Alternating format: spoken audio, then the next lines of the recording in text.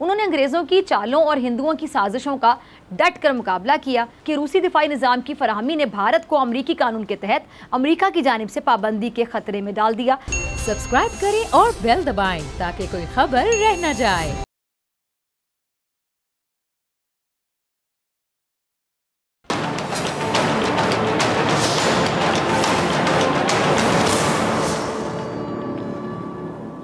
अस्सलाम वालेकुम नाज़रीन, मैं हूं डॉक्टर फ़िज़ा अकबर खान और मैं हूं पाकिस्तान और आप देख रहे हैं पाकिस्तान के सबसे बड़े न्यूज़ चैनल का नंबर 1 प्रोग्राम ऐसे नहीं चलेगा।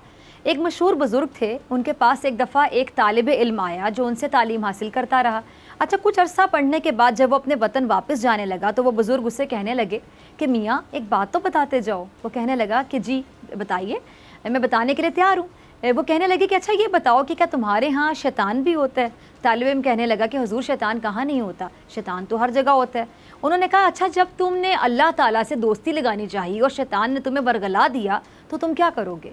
उसने कहा कि मैं शैतान का मुकाबला करूँगा। कहने लगे कि फ़र्ज़ करो तुमने शैतान का मुकाबला किया और वो भाग गया, लेकिन फिर तुमने अल्लाह ताला के कुर्ब के हसूल के लिए जिद्दोजहद की और फिर तुम्हें शैतान ने रोक लिया, तो फिर क्या करोगे? उसने कहा कि मैं फिर मुकाबला करूँगा। वो कहने लगे कि अच्छा मान लिया कि दूसरी दफ़ा भी तुमने शैतान को भगा दिया, लेकिन अगर तीसरी दफ़ा भी वो तुम पर हमलावर हो गया तो फिर तुम क्या करोगे? तो उसने जवाब दिया कि वो हैरान सा हो गया। उसने कहा कि मैं क्या कर सकता हूँ, मेरे पास सिवाय उसके इसके इलाज कोई नहीं है कि मैं उसका मुकाबला करूँगा। तो वो कहने लगे अगर सारी उम्र तुम शैतान से मुकाबला ही करते रहोगे तो अल्लाह तक कब पहुँचोगे? अल्लाह तक तो पहुँच ही नहीं सकोगे। अच्छा, तालिब इल्म ये सुनकर लाजवाब हो गया और खामोश हो गया। इस पर उस बुज़ुर्ग ने कहा कि अच्छा ये तो ज़रा बता दो कि अगर तुम अपने किसी दोस्त से मिलने जाओ और उसने एक कुत्ता बतौर पहरेदार रखा हुआ हो और जब तुम उसके दरवाजे पे पहुंचने लगो तो वो तुम्हारी एड़ी पकड़ ले, फिर क्या करोगे? वो कहने लगा कि कुत्ते को मारूंगा और क्या करूंगा? बुजुर्ग कहने लगे फ़र्ज़ करो तुमने उसे मारा और वो हट गया, लेकिन अगर दोबारा तुमने अपने दोस्त से मिलने के लिए अपना कदम आगे बढ़ाया और फिर उसने तुम्हें आप पकड़ा तो फिर क्या करोगे? वो कहने लगा कि फिर मैं डंडा उठाऊँगा, उसे दोबारा मारूँगा। उन्होंने कहा अच्छा तीसरी बार फिर वो तुम पर हमलावर हो, फिर क्या करोगे? वो कहने लगा अगर वो किसी तरह बाज नहीं आया तो मैं अपने दोस्त को आवाज़ दूंगा कि ज़रा बाहर निकलना, ये तुम्हारा कुत्ता मुझे आगे बढ़ने नहीं देता है, इसे संभाल लो। वो कहने लगे बस यही गुर शैतान के मुकाबले में भी इख्तियार करना, और जब तुम उसकी तदाबीर से बच ना सको तो अल्लाह से यही कहना कि वो शैतान को रोके और तुम्हें अपने कुर्ब में बढ़ने दे। और ज़रूरत इस बात की है कि तुम उसका हाथ क्यों ना पकड़ लो जिसके कब्ज़ा कुदरत में ये तमाम चीज़ें हैं। अगर तुम इससे दोस्ती लगा लो तो तुम्हें इन चीज़ों का कोई भी ख़तरा नहीं रहेगा और हर तबाही से, मुसीबत से तुम बचे रहोगे। ये इलाज है जो कुरान करीम ने बताया। अब नाज़रीन, कहानी में जिस तरह तालिब इल्म को शैतान से बचने के लिए सारे गुर मालूम थे, ठीक वैसे ही कायदे आज़म भी अंग्रेज़ों और हिंदुओं की शैतानी सोच से अच्छे तरीके से वाकिफ़ थे। उन्होंने अंग्रेज़ों की चालों और हिंदुओं की साजिशों का डट कर मुकाबला किया। दुश्मनों ने उनकी राह में बड़ी रुकावटें खड़ी की और उन्हें मकसद से हटाने की बड़ी कोशिश की, लेकिन हमारे कायद का जज्बा कह लें सच्चा था और आप अपनी धुन के वो बड़े पक्के थे, इसलिए आप अपने मकसद से एक इंच भी पीछे नहीं हटे। और मकसद भी कोई छोटा मोटा नहीं था, ऐसा वैसा नहीं था, एक अजीम मकसद जिसमें इस्लाम और मुसलमानों की बका थी। वो अजीम मकसद जिसमें अक़लियतों के हकूक़ का तहफ़्फ़ुज़ शामिल था। मुसलमानों के लिए एक अलग वतन की जुस्तजू उनका सबसे बड़ा मकसद था। अब नाज़रीन, कल के दिन यानी 25 दिसंबर को कायद-ए-आज़म का यौम पैदाइश मुल्क भर में बड़ी अक़ीदत व एहतराम के साथ, शान व शौकत के साथ मनाया जाएगा। कायद-ए-आज़म को अल्लाह ताला ने एक बड़े मकसद के लिए इस दुनिया में भेजा और उन्होंने अपने काम को भरपूर तरीके से सर अंजाम दिया। कायद-ए-आज़म मोहम्मद अली जिन्ना कह लें कि एक अजीम रहनुमा और पूरी दुनिया उनकी कायदाना सलाहियतों का एतराफ़ करती है। मोहम्मद अली जिन्ना ने मुफ़क्किर पाकिस्तान अल्लामा मोहम्मद इकबाल का जो ख्वाब है उसको पूरा करके दिखाया, और वो ख्वाब क्या था कि मुसलमानों के लिए अलहदा रियासत हासिल करनी है। और कायद-ए-आज़म ने हमेशा से ये चाहा कि पाकिस्तान अमन का गहवारा बने, जहाँ हर किसी को मजहबी आज़ादी हासिल हो, जहाँ के लोग खुशहाल हों, एक दूसरे के हुकूक का ख्याल रखें। और कायद-ए-आज़म ने अनथक मेहनत की, जिद्दोजहद की, दिन देखा ना रात, अपना खून पसीना एक करके ये आज़ाद वतन प्यारा पाकिस्तान हमें दिया। अब इसकी हिफाजत हम सब की ज़िम्मेदारी है। अच्छा, कायद-ए-आज़म की सियासत ज़ातियात से बड़ी पाक थी। अगर वो अपनी ज़ात का सोचते तो दुनिया जहान की नेमतें उनके कदमों में आ गिरती, लेकिन उन्होंने अपनी ज़ात का नहीं सोचा तो सिर्फ कौम का सोचा, सिर्फ और सिर्फ अपनी कौम के मुस्तकबिल के बारे में सोचा। कायद-ए-आज़म ना सिर्फ एक लेजेंडरी सियासतदान थे, बल्कि वो दूर अंदेश इंसान थे और उनकी दूरंदेश नज़रों ने देख लिया था कि अंग्रेज़ चले गए तो अददी अक्सरियत की बिना पर हिंदू मुसलमानों पर ज़मीन तंग कर देंगे। और सियासत के आगाज़ पर जब कायदे-आज़म कांग्रेस में शामिल हुए तो उन्होंने कांग्रेस की जो कट्टर हिंदू सोच है उसको देखते हुए जल्द उसे राहें जुदा कर लीं। और उन्हें खूब अंदाज़ा हो गया था कि अगर मुसलमानों ने अलग वतन हासिल नहीं किया तो हिंदुस्तान में रहने वाले फसादी ज़हन के हिंदू मुसलमानों पर घेरा तंग करना शुरू कर देंगे। इसीलिए उन्होंने हिंदुओं की इंतहा पसंदी जैसे मरज़ का एंटीडोट दो कौमी नज़रिए की सूरत में निकाला। फिर कायदे आज़म ने दो कौमी नज़रिए की बुनियाद पर तहरीक पाकिस्तान का आगाज़ कर दिया। उन्होंने बरे-सगीर के कोने कोने में जगह जगह गली गली बावर कराया कि मुसलमान और हिंदू अब एक साथ इकट्ठे नहीं चल सकते। क्या कहना था उनका, ये पहला क्लिप ज़रा चलाइएगा। ने कायदे आज़म मोहम्मद अली जिन्ना ने साफ साफ अल्फाज में बता दिया था कि मुसलमान और हिंदू दो अलग अलग कौमें हैं। इनका रहन सहन, कल्चर, तहजीब, समाजी इक़दार एक जैसी नहीं है। ये सच है कि ये दोनों कौमें सैकड़ों साल इकट्ठी रहीं, मगर इसके बावजूद आपस में घुल मिल ना सकीं और कायदे आज़म ने पाकिस्तान की जंग दो कौमी नज़रिए की बुनियाद पर ही लड़ी और फतह याब रहे। उनका मकसद मुसलमानों के हकूक़ का तहफ़्फ़ुज़ था। अच्छा, दरअसल ये जो दो कौमी नज़रिया है ना, इसका रंग 1937 के बाद से ज़्यादा गहरा हो गया। और जब 1937 में होने वाले इंतखाबात में हिंदुस्तान के कुल 11 सूबों में इंतखाबात मुनक्किद हुए तो कांग्रेस ने 7 सूबों में अपनी वजारतें कायम कर लीं। और उन इंतखाबात के दौरान कांग्रेस के जो सदर थे पंडित जवाहरलाल नेहरू, उन्होंने दावा किया था कि हिंदुस्तान में सिर्फ दो कुव्वतें हैं, एक अंग्रेज़ सरकार है और दूसरी ऑल इंडिया नेशनल कांग्रेस है, जिस पर कायदे आज़म ने नेहरू को चैलेंज कर दिया था। उसे याद दिलाया कि यहाँ एक तीसरी कुव्वत भी है और उस तीसरी कुव्वत का नाम है मुसलमान, जिसे कोई भी नज़रअंदाज नहीं कर सकता। अब इस बात से अंदाज़ा लगाया जा सकता है कि नेहरू इंतखाबात से पहले ही जहन बना चुका था कि अगर वो जीत गया तो जीत कर मुसलमानों पर ज़िंदगी तंग कर देगा। और हुआ भी बिल्कुल ऐसे ही, क्योंकि अंग्रेज़ों की आमद के बाद ये पहला मौका था कि हिंदुओं को इक़्तिदार नसीब हुआ। उन्होंने अपनी ज़हनियत, सियासत, तंग नज़री और इंतहा पसंदी का भरपूर मुजाहरा किया, बल्कि मुस्तकबिल के लिए अपने अज़ाइम का इजहार भी कर दिया। उन्होंने मुसलमान तलबा को ज़बरदस्ती वंदे मातरम गाने पर मजबूर किया, मुसलमानों पर गाय के ज़बा करना ममनू करार दे दिया और दौरान अज़ान मसाजिद के सामने मुतासिब हिंदुओं ने ढोल बाजे बजाने का नया तरीका अपना लिया।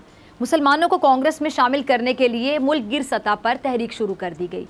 अब ये वही हालात हैं जो आज मोदी के भारत में, जिनका मुसलमानों को सामना करना पड़ा। ये सब कुछ हो रहा है और बिल्कुल इसी तरह आज़ादी से पहले बनने वाली कांग्रेसी हुकूमत की जो हरकतें हैं, इनको देखकर उस वक्त भी मुसलमान बहुत परेशान हो गए थे और उनको ना सिर्फ अपना जुदा गाना तशख़्ख़ुस ख़तरे में नज़र आने लगा, बल्कि मुसलमानों के लिए ऐसे हालात पैदा किए जा रहे थे जहां उनको उनके हिंदुओं की जो गुलामी है कबूल करने के लिए बाकायदा मजबूर किया जा रहा था।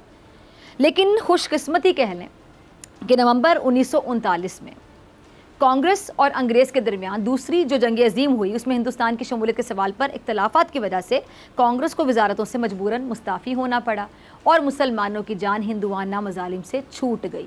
इसलिए मुस्लिम लीग ने कायदे मोहम्मद अली जिन्ना की हिदायत पर 22 दिसंबर 1939 को यौम निजात भी मनाया। और नाज़रीन, कायदे आज़म ने मुस्तकबिल का जो मंजरनामा है वो देख लिया था, उनको नज़र आ रहा था और उनको इस बात का इल्म था कि आने वाले वक्त में हिंदुस्तान मुसलमानों के लिए बहुत ज़्यादा घुटन ज़दा माहौल बन जाएगा। और आज हिंदुस्तान में देख लें, यही सब कुछ हो रहा है। यही हो रहा है ना, जहाँ अक़लियतें मोदी के शर से महफूज नहीं हैं। कई हफ्तों से वहाँ मुसलमानों को जुमे की नमाज़ पढ़ने नहीं दी जा रही, इंतहा पसंद मस्जिदों को शहीद कर रहे हैं। यहाँ तक जुनूनियत ने वहाँ की जो ईसाई बरादरी है उनको भी नहीं बख्शा। क्रिसमस से कुछ दिन पहले ईसाइयों की जो मुकद्दस किताब बाइबल, इसको जलाने का घिनौना वाक़या भी हो चुका है। अच्छा, कायदे आज़म अक़लियतों के बारे में क्या सोच रखते थे, ज़रा उनका क्लिप चलाइएगा, सुनिएगा।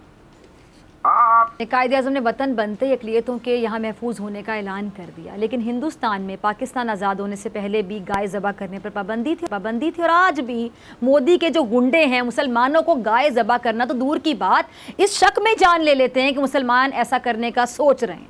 आज हिंदुस्तान में जो अक़लियतों पर जुल्म हो रहा है, उससे आज कायदे आज़म के मौके पर बाकायदा कहते हैं ना, मोहर लग गई कि हिंदुस्तान में अक़लियतों के लिए बाकायदा ये हिंदुस्तान जहन्नुम बना हुआ है ना अक़लियतों के लिए। और आज सब कुछ वैसा ही हो रहा है जैसा कि कायदे आज़म ने बताया था कि होगा ये। और आज मोहम्मद अली जिन्ना की वजह से हम अल्हम्दुलिल्लाह आज़ाद फ़ज़ाओं में सांस ले रहे हैं। लेकिन जैसा कि कांग्रेस को इक़्तिदार मिला और उसने मुसलमान तलबा को ज़बरदस्ती वंदे मातरम का नारा लगाने पर मजबूर किया, वैसे ही आज हिंदुस्तान में मोदी जैसे यहाँ पर मुसलमानों को ज़बरदस्ती हिंदू बनाने की मुहिम चलाई जा रही है। और एक हिंदू रहनुमा अपने पार्टी अरकान से ये कसम ले रहा है कि वो मिलकर पूरे भारत का मजहब हिंदू बना देंगे। अब इससे ज़्यादा इंसानी हकूक़ की पामाली और क्या होगी? ये ज़रा चलाइए क्लिप। राजधानी आपने कि मुसलमानों को कत्ल करने का मंसूबा छुप कर नहीं बल्कि सरेआम बनाया जा रहा है। जाहिर सी बात है इन सब साजिशों के पीछे कोई और नहीं बल्कि 2 कौड़ी का मोदी है। अब जैसा कि आपने इस क्लिप में देखा कि किस तरह ये हिंदुत्व के रहनुमा अपनी जमात के लोगों को मुसलमानों के खिलाफ बाकायदा उभार रहे हैं, उनके दिलों में मुसलमानों के लिए नफरत के बीज बो रहे हैं और सरेआम हिंदू इंतहा पसंद रहनुमा अपने लोगों से वादे ले रहे हैं कि वो मुसलमानों का खात्मा करके भारत को मुकम्मल हिंदू मजहब में बदल देंगे। और इस कट्टर हिंदू सोच की वजह से, इसी सोच की वजह से कायदे आज़म ने मुसलमानों को अलग घर, अलग वतन दिलाया ताकि मुसलमानों का वजूद ख़तरे में ना पड़ जाए, मुसलमानों की अपनी पहचान हो। अच्छा, इस क्लिप में हिंदू रहनुमा कह रहे हैं कि मुसलमानों को मारने के लिए तलवार काफ़ी नहीं, वो तलवारों से नहीं मरेंगे, उन्हें मारने के लिए जदीद हथियार लेने होंगे। मोदी सरकार की मुसलमानों से नफरत की इंतहा की सिर्फ ये एक मिसाल नहीं है। अब ये ताज़ा वाक़या कि वर्ल्ड कप में पाकिस्तान के हाथों भारत की शिकस्त पर आपको याद है भारतीय अदालत ने 3 तलबा को जेल में डाल दिया था। मैच हारने पर विराट कोहली तक को नहीं बख्शा गया, विराट को उनकी बेटी का रेप करने की धमकी दी गई। और भारत की आप ये मुनाफकत ज़रा मुलाहिजा कीजिए कि भारतीय अदालत 3 तलबा को पाकिस्तान की जीत का जश्न मनाने पर तो जेल में सज़ा दे सकती है, लेकिन अभी हाल ही में जो भारत की एक रियासत में बीजेपी से ताल्लुक़ रखने वाला इंतहा पसंद हिंदुओं की जानिब से एक मजहबी इज्तिमा में मुसलमानों की नस्लकुशी से मुतालिक नफरत आमेज़ तकारीर, जो तकरीर पर पुलिस कार्रवाई करने से भी कासिर रही। क्यों? इतना फ़र्क क्यों? फिर इसी तरह हिंदू रहनुमा रमेश कुमार ने खड़े होकर बयान दिया था कि जब रेप को रोकना नामुमकिन हो तो इससे लुत्फ़अंदोज़ होना चाहिए। तो अब ये है मोदी का गंदा खेल। और फिर दूसरी जानिब यही मोदी सिख बरादरी की मुश्किल कर रहा है। पंजाब के किसानों का मुआशी कत्ल करने की इसने भरपूर कोशिश की। सिख बरादरी इसके जुल्म से तंग आकर रेफरेंडम की तरफ चली गई और मोदी के जुल्म के खिलाफ सिखों ने माजी में भी आपको पता है बड़े मुजाहिरे किए, जिसकी एक झलक ज़रा देख लेते। क्लिप चलाइएगा। रहनुमाओं को अब ये बात समझ में आई है कि भारतीय सरकार ताकत के ज़रिए सिखों के हकूक़ को दबाना चाहती है और ये बात कायदे आज़म ने उस वक्त के सिख रहनुमा मास्टर तारा सिंह को बता दी थी, समझाने की कोशिश भी की थी। और ये मास्टर तारा सिंह भी तारीख का एक ऐसा किरदार कह लें जिसने पंजाब असम्बली की सीढ़ियों पर खड़े होकर कहा था कि पाकिस्तान मेरी लाश पर बनेगा। और कहा जाता है कि ऐसे किरदारों की वजह से पाकिस्तान हिजरत करने वाले मुसलमानों को आग और खून के दरिया से गुजरना पड़ा, लाखों जानों की कुर्बानी दी गई, हज़ारों इज़्ज़तें पामाल हुई, फिर आज़ादी का ये सूरज तुलू हुआ था। ऐसे नहीं हुआ था इतनी आसानी से। और कहा जाता है कि कायदे आज़म ने मास्टर तारा सिंह को आज़ाद सिख स्टेट का मशवरा दिया था। जो ये मान लेता तो आज सिख बरादरी भारत में ज़लीलो ख्वार तो ना होती बल्कि सुख का सांस ले रही होती। अच्छा, क्या में पाकिस्तान की शदीद मुखालिफत और हिंदुओं के हाथों में जो खेलते तारा सिंह के जहन में ये बात ना समाई, लेकिन बाद में वो आज़ाद सूबे बनाने का हामी हो गया और उसके लिए जिद्दोजहद भी करता रहा। लेकिन कहते हैं ना, वक्त गुजर जाए तो फिर लकीर पीटने से कुछ हासिल नहीं होता। अगर उस वक्त तारा सिंह कायदे आज़म की बात मान लेता तो आज हिंदुस्तान में मौजूद सिख बिरादरी है ऐसे ज़लीलो ख्वार ना हो रही होती। अच्छा नाज़रीन, ये अल्लाह का करम है कि आज पाकिस्तान अलग वजूद रखता है अल्हम्दुलिल्लाह, लेकिन इसके बावजूद मोदी जैसा फ़िरौन पाकिस्तान को मैली आँख से देखने की कोशिश करता रहता है और इलेक्शन जीतने के चक्कर में पाकिस्तान पर जाली सर्जिकल स्ट्राइक्स के आए दिन दावे करके वोट लेता है। ज़रा क्लिप देखिएगा। देखा आपने, सुना आपने, जुनूनी और पागल शख्स। पागल ये ना जुनूनी है, झूठ बोल कर पूरे हिंदुस्तान को बेवकूफ़ बना रहा है, झूठा भी है, मुनाफिक भी है, मकार भी है। बल्कि ये अपनी नफरत आप समझ लें, इंतहा पसंदी, तासुब की आग में पूरे खित्ते का अमन तबाह करना चाहता है और कर भी रहा है। इस कदर जालिम और जलाद शख्स ये नरेंद्र मोदी, इसीलिए वज़ीर आज़म इमरान खान साहब इसको हिटलर कहते हैं, हिटलर से तशबीह देते हैं, जिसने गुजरात के मुसलमानों के खून से होली खेली और अपने हत्ते कश्मीरियों की मजलूम जानों के पीछे पड़ा हुआ है। ये घटिया शख्स नरेंद्र मोदी और इसका चमचा अमित शाह कश्मीर के मजलूम शहरियों पर जुल्म ढा रहा है। अगर ज़िंदगी कायदे आज़म से वफ़ा करती ना तो आज कश्मीर पाकिस्तान का हिस्सा होता, कश्मीरियों को ये दिन ना देखने पड़ते। कहने का मकसद सिर्फ इतना कि हिंदुस्तान का अक़लियतों पर जुल्म इस बात का सबूत है बाकायदा कि कायदे आज़म का जो 2 कौमी नज़रिया था वो बिल्कुल दुरुस्त था और हमेशा दुरुस्त रहेगा। अच्छा, ये अमित शाह तो एक तरफ मजलूम कश्मीरियों पर जिंदा रहा है और दूसरी तरफ जो वो नरेंद्र मोदी है उसके इशारों पे नाचते हुए कहता है कि कश्मीर हमारा है। यानी मुनाफिकत की अगर आपने इंतहा देखनी है ना तो मोदी और उसके चेले अमित शाह को देख लें, इनको सुन लें। ये जो मनहूस, ये सही लफ्ज़ है मनहूस अमित शाह के लिए, क्या कह रहे हैं ज़रा सुनिएगा। जम्मू एंड आपने 5 अगस्त 2019 को मकबूजा कश्मीर की आवाम को घरों में नज़रबंद करके ये अमित शाह कश्मीरियों से मोहब्बत का ढोंग कर रहा है। लेकिन एक बात अमित शाह को याद रखनी चाहिए कि तुम्हारे जैसों के मकरू चेहरे कायदे आज़म ने बहुत पहले एक्सपोज कर दिए थे, और तुम्हारे कहने से मकबूजा कश्मीर तुम्हारा नहीं हो जाएगा। जाकर पूछो ज़रा उन कश्मीरियों से, अगर इतनी हिम्मत है तो मकबूजा कश्मीर के अवाम की आंखों में आंखें डालकर उनसे पूछो कि वो खुद को भारत का हिस्सा मानते भी नहीं, नफरत करते हैं कश्मीरी तुमसे और तुम्हारे नरेंद्र मोदी से। और इतनी हिम्मत तुम में और तुम्हारे मोदी में कहाँ से आएगी, क्योंकि तुम लोग को पता है कि नफरत करते हैं कश्मीरी तुम लोगों से। अगर कश्मीर तुम लोगों का होता, कश्मीरी तुम्हारे खिलाफ आज़ादी की तहरीक ही क्यों चला रहे होते? इतनी नफरत क्यों करते हैं तुम लोगों से, कभी सोचा? और अगर मकबूजा कश्मीर भारत का होता तो फिर ये जो 9 लाख भारतीय दरिंदा सिफ्त इनकी सेना है, फौज है, ये वहाँ पे काबिज क्यों है बंदूकें उठा के? और मोदी कश्मीर का सच दबा रहा है और उमर अब्दुल्ला इस सच को बाहर निकाल रहे हैं। जरा उमर अब्दुल्ला साहब का क्लिपों का टीम जरा चलाइएगा। ना मकारी में डबल PhD कर रखी है। मोदी धोखा देने में महारत रखता है, इसीलिए इसने मकबूजा कश्मीर की वादी में अपना जुल्म छुपाने के लिए, सच को छुपाने के लिए और कश्मीर में सब अच्छा है दिखाने के लिए ये नाटक किए, ड्रामे किए। और मोदी सरकार ने किसी को भी मकबूजा कश्मीर में जाकर असल जो सिचुएशन है, सूरत हाल है, वो जानने की कभी इजाज़त ही नहीं दी, क्योंकि उनको पता है कि जब पता चलेगा कि सिचुएशन क्या है, सूरत हाल क्या है, तो फिर क्या हाल होगा दुनिया में इसका।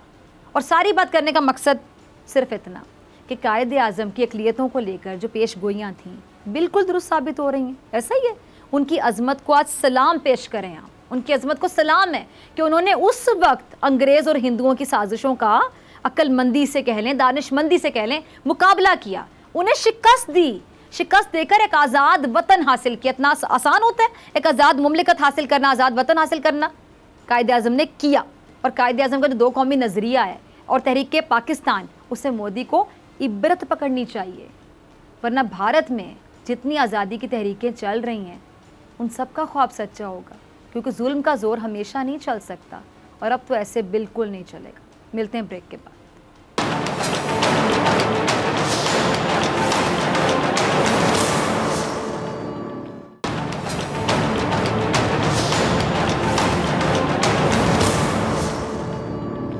वेलकम बैक नाज़रीन। भारत ने रूस से हासिल करदा दिफाई सिस्टम S-400 की तनसीब शुरू कर दी है, और फ़ज़ाई दिफाई सिस्टम की जो पहली तनसीब है वो पाकिस्तानी सरहद के करीब पंजाब सेक्टर में की जा रही है। भारतीय मीडिया के मुताबिक भारतीय एयरफोर्स का पहला स्क्वाड्रन पंजाब सेक्टर में मुतय्यन किया जा रहा है, जो दिफाई मिसाइल सिस्टम को ऑपरेट करने की सलाहियत भी रखता है। अच्छा, सिस्टम की जो तनसीब है ना, उसके लिए मिसाइल का जो सारा सामान है वो समंदरी और फ़ज़ाई रास्तों के ज़रिए मुंतकिल किया जा रहा है, और इसमें ज़्यादा देर नहीं लगेगी। भारतीय मीडिया रिपोर्ट्स के मुताबिक नस्ब किए जाने वाले फ़ज़ाई दिफाई सिस्टम की जो बेड़ियां हैं वो इतनी ताकतवर हैं कि वो पाकिस्तान और चीन की जानिब से किसी भी मुमकिन खतरे का बासानी मुकाबला कर सकेंगी। अच्छा, रूसी साख्ता फ़ज़ाई दिफाई सिस्टम 400 किलोमीटर दूर से दुश्मन तैयारों और बहरी जहाज़ों को निशाना बना सकेगा।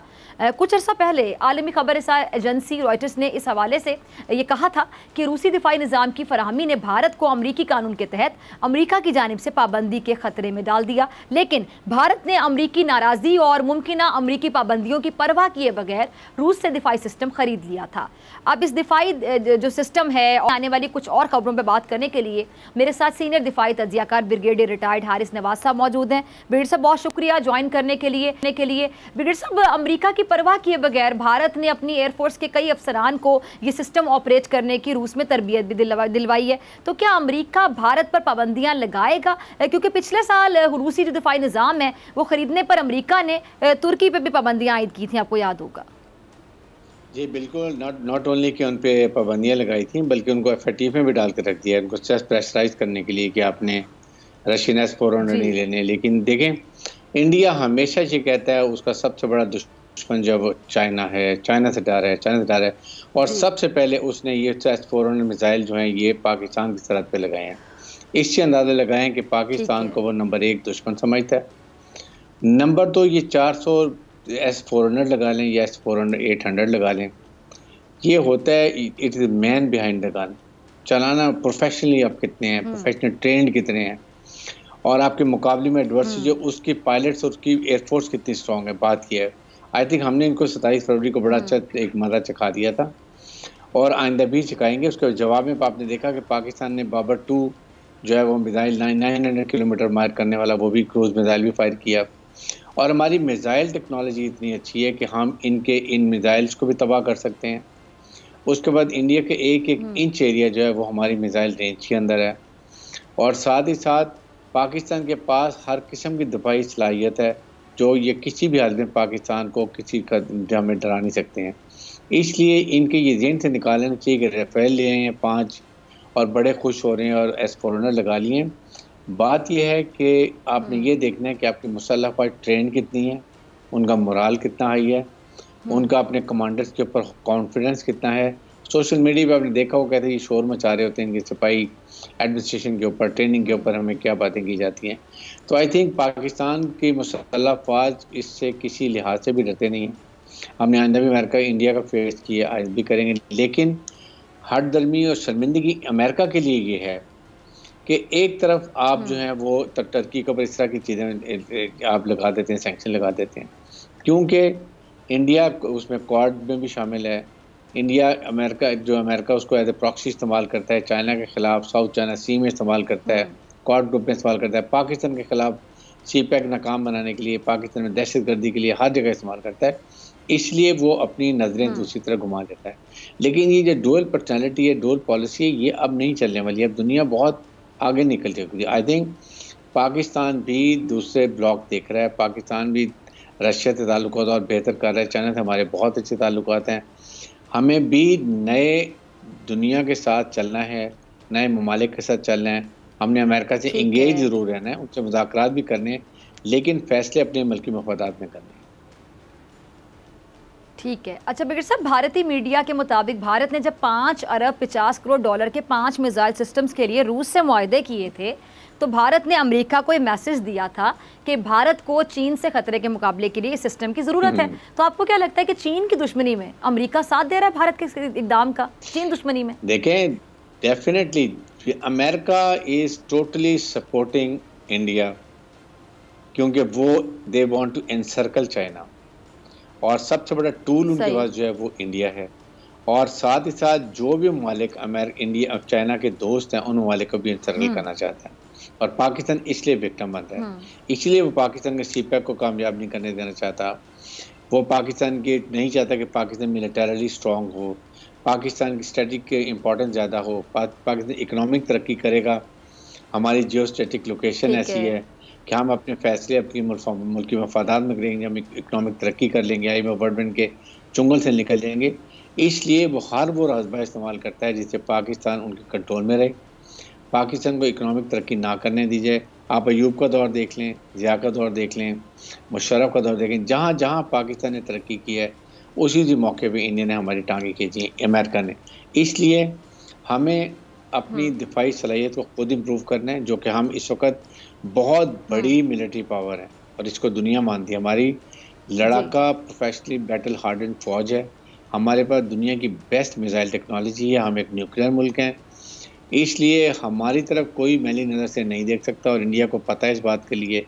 लेकिन इंडिया का जो काला मुँह खुद ही हो गया जब उन्होंने कहा कि हमें चाइना से अपसेट है। कोई 10,000 उनके पास 8,000 टैंक हैं, क्या पहाड़ी इलाके में नॉर्दर्न इंडिया में ये टैंक इस्तेमाल इंडिया कर सकता है? सब पाकिस्तान के खिलाफ है।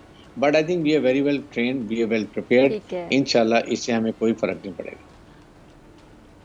अच्छा बिगर साहब, आगे चलते हैं। भारत में ना कुछ वीडियोस वायरल हो रही हैं जिसमें भारत की जो हिंदू इंतहा पसंद जमातें हैं उनके 3 रोज़ा इज्तिमा में नफरत अंगेज़ तकारीर और उनमें अक़लियतों के खात्मे, खुसूसन जो 20 करोड़ आबादी की हामिल मुस्लिम अक़लियत है उसको बाकायदा निशाना बनाया जा रहा है। भारतीय मीडिया की कई रिपोर्ट्स में जो इंतहा पसंद जमातें हैं उनके रहनुमाओं का हवाला देकर बाकायदा बताया गया है कि जी मुल्क में ये जो नफरत अंगेज़ तकारीर है इसका एक और सिलसिला हालिया इज्तिमा में देखा गया है।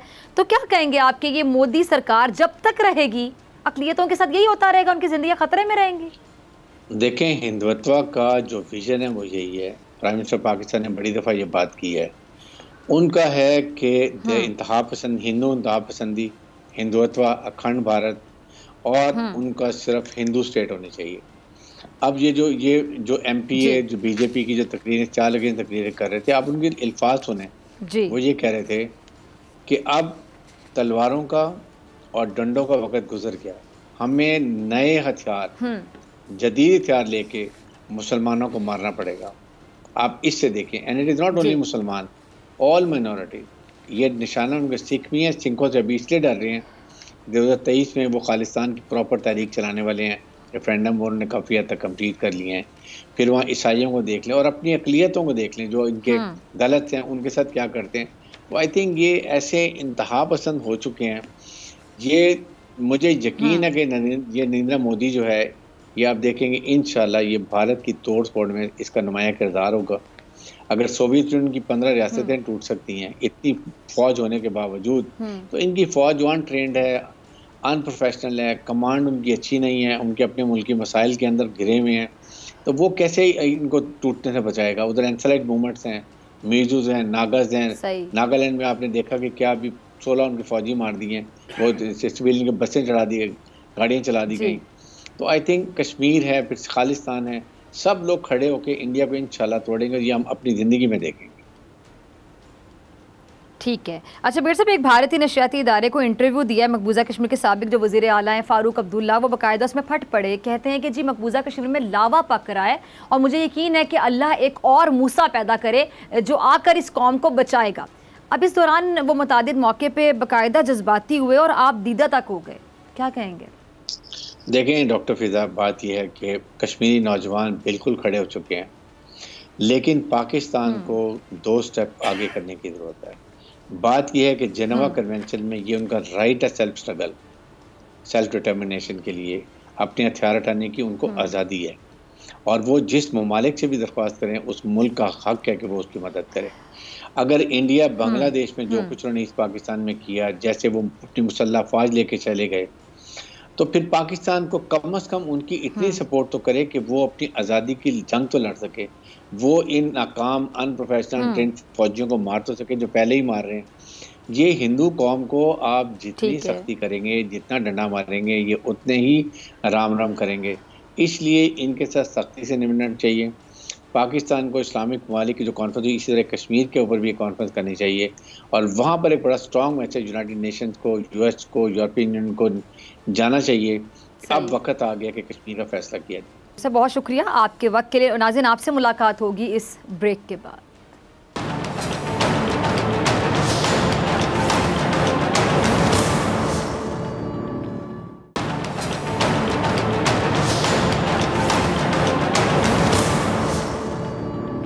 वेलकम बैक नाज़रीन। वफाकी वज़ीर तवानाई हमाद अज़हर ने प्रेस कॉन्फ्रेंस करते हुए कहा है कि सर्दियों में घरेलू सारिफिन की गैस की तलब बढ़ जाती है और सर्दियों में दीगर सेक्टर्स को गैस होकर घरेलू सारिफिन को दी जाती है। उन्होंने ये भी कहा है कि जी 10 से 11 कार्गो आएंगे और सिस्टम में गैस की सप्लाई बेहतर करने के लिए कोशिशां भी हैं। और हमाद अज़हर साहब ने गैस बहरान की जिम्मेदारी कबूल करने से इनकार करते हुए कराची में गैस बहरान की वजह सिंध हाई कोर्ट के हुक्म इम्तना को करार दे दी है। अच्छा, दूसरी जानिब कराची में गैस के बदतरीन बहरान पर तहरीक इंसाफ के अरकान असम्बली फट पड़े और वफाकी वज़ीर तवानाई हमाद अज़हर और MD सुई सदरन की बरतरफी का मुतालबा कर दिया।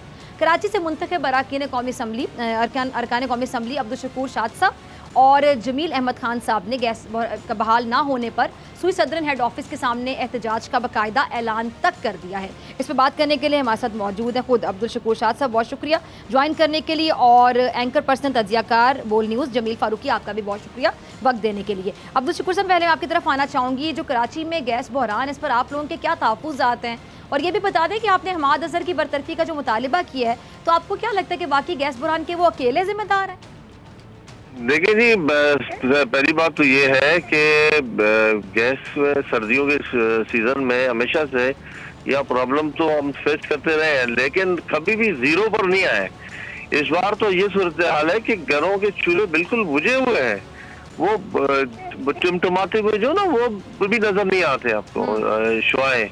तो जब लोग इतने परेशान हो, जब आपके वोटर्स जो जिनके बदौलत आप ऐवानों में बैठे हो, जब उनकी वजह से इक़्तिदार आपको मिला, वो अगर परेशान रह सकते हैं तो लोग सड़कों पे आके मुजाहरा भी कर रहे हैं।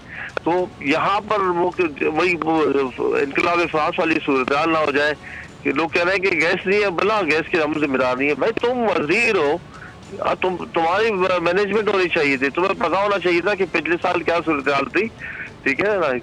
7% पिछले साल कम हुई है, 9% इस साल अगर कम हुई पैदावार, तो उसको आपको उसी हिसाब से देखना चाहिए था और इंतजाम करने चाहिए थे। वो आपके अंडर में जो लोग हैं, स्वीट सदर्न गैस के एमडी जो यहाँ पर नवाए, वो 20-25 लाख रुपए तनख्वाह किस मत में ले रहे हैं? अगर आप अपने लोगों को फैसिलिटेट नहीं कर सकते हैं, आप वक्त पर वो चीज़ों को अरेंज नहीं कर पाते हैं, आपको पता नहीं कि अगले महीने जो है उसकी कंजम्पशन इतनी होगी और उसके लिए हमें क्या पेशी अरेंजमेंट करने चाहिए। तो मेरा चाहे लाजमी की रिहाइश नहीं होनी चाहिए, चाहे वो वजीर हो, चाहे वो मुशीर हो, चाहे वो कोई ब्यूरोक्रेट हो। ठीक है। अच्छा जमील, मैं आपकी तरफ आना चाहूँगी। आपने अब्दुल शकूर साहब को भी सुना। अच्छा कुछ दिन पहले जमील, आपको याद होगा, तहरीक इंसाफ के रुकने कौमी असम्बली आफ्ताब सिद्दीकी साहब ने हमाद अज़हर साहब के रवैये को बड़ा इंतहाई शर्मनाक करार दिया था। तो आपको क्या लगता है कि ये जो गैस बहरान है और बल्दियाती इंतखाबात ने जो PTI के अंदरूनी इख्तलाफात थे उनको भी सबके सामने एक्सपोज कर दिया? बहुत शुक्रिया फिजा। स्टेट ऑफ डिनाइल में है वफाकी वज़रा, स्टेट ऑफ डिनाइल में है। गलतियाँ इनकी अपनी होती हैं और वजारतें इनको दी गई हैं, इसमें कोई शक नहीं है कि हमारे यहाँ एक अजीब सा सिस्टम है जिसमें वजीरों की कोई ट्रेनिंग नहीं होती, तर्जुमानों की कोई ट्रेनिंग नहीं होती, उनके पास जो मिनिस्ट्री होती है उनकी नो हाउ उनको नहीं होती, उनकी बेसिक्स पता नहीं होती, लेकिन उसके ऊपर पूरे पूरे लेक्चर झाड़ देते हैं। जब आपको पता था कि गुज़िश्ता साल हमारे पास जो गैस है उसकी किल्लत कितनी है, तो इस साल उसको मैनेज करना भी आपका काम था। तो अभी तक स्टेट ऑफ डिनाइल से नहीं निकल रहे हैं, मानने को तैयार नहीं है कि गैस की किल्लत है भी। अब आप इस बात से अंदाजा लगा लीजिए, मुल्क का वजीर आज़म कहता है कि पाकिस्तान दुनिया के सस्ते तरीन ममालिक में से है, और KPK के बल्दियाती इंतखाबात में इतनी अपसेट शिकस्त के बाद वहां का एक वजीर शौकत यूसुफजई कहता है कि हाँ महंगाई की वजह से हमें ये मार पड़ी है यहाँ पर। तो इनको अभी तक ये समझ नहीं आ रहा कि हमने कौन सी चीज एडमिट करनी है और कौन सी चीज रिफ्यूज करनी है। हमारे जब भी इंतखाबात का फंडा शुरू होता है, आप 2018 के इंतखाबात से पहले का एक साल उठाकर देख लें, 2013 के इंतखाबात से एक साल पहले का तमाम मामला उठाकर देख लें, अब 2021 से 2023 के दरमियान जो कुछ होने जा रहा है उसको देख लें। गैस शॉर्टेज भी उसी वक्त होती है, लोड शेडिंग बिजली की भी उसी वक्त होती है, तमाम लोगों के दरमियान लड़ाइयां भी उसी वक्त होती हैं, और हुकूमत हमेशा स्टेट ऑफ डिनाइल में रहती है। और इनको इस बात का अंदाजा नहीं है कि you are the people who are at losing end. Government हमेशा लूजिंग एंड पे होती है क्योंकि आपने हलकों में जाना है। शकूर शाद साहब की बात से मैं बिल्कुल इत्तेफाक करूंगा। देखें, इन्होंने इंतहाई इंपॉर्टेंट हलके से बिलावल भुट्टो जरदारी को शिकस्त दी है, मुझे if I am not wrong. तो ये जब अपने हलके में जाएंगे ना तो इनको लग पता जाएगा कि पब्लिक इनके साथ किस तरह बात करेगी। इस दफा तो शायद PTI के टिकट पे इनको 2018 में वोट पड़ गया था, अगली दफा लोगों ने अमल तो ये टिकट नहीं लेंगे तो लोगों ने इनको वोट नहीं डालना, ये सिचुएशन है। और एक बुरी तरह से एक्सपोज होकर रह गए एडमिनिस्ट्रेटिवली तमाम इनके तर्जुमान और वज़रा, और बड़ी बेतुकी बोंगी किस्म की इनकी दलीलें हैं जिसको ये अपने लिए अपने ढाल के तौर पर इस्तेमाल करते हैं। इनको पता है कि इनकी हुकूमत का सिरा इनके हाथ से निकलता जा रहा है, इसके बावजूद करेक्टिव मेजर्स नहीं ले रहे। इनको पता है कि हम जितना भी चाहे झूठ को ढाल के तौर पर इस्तेमाल कर लें, ये हमारे काम नहीं आएगा। मैं इस वक्त ना तो PMLN की तारीफ करने जा रहा हूं ना पीपल्स पार्टी की, वेरी न्यूट्रली। मैं सिर्फ इनका जो परफॉर्मेंस है 3 साल की, अब 3 साल का अब 75 साल पर डाल रहे हैं। आपको कोई 75 साल की नौकरी नहीं देगा, 5 साल के आपका टेन्योर है, उसमें आपको परफॉर्म करके दिखाना था।